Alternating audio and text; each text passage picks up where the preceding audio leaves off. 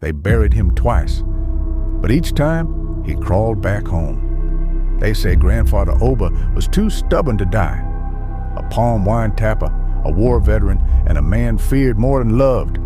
He lived to 91 and swore he'd never leave his land. When he finally passed, the family buried him behind the church under a neem tree, but the next morning the grave was empty and his body was found face down on his compound floor, dirt under his nails, and his mouth full of dust. They screamed. They buried him again, this time in the village cemetery with the priest, the elders, but the night brought footsteps, heavy, dragging, wet. They found him the next morning sitting on his favorite stool, smiling with flies dancing around his open eyes. People stopped coming near the house. Even the dogs howled and hid after dark. The elders whispered that Grandfather's spirit had anchored itself too deeply into the land, that his soul refused to cross.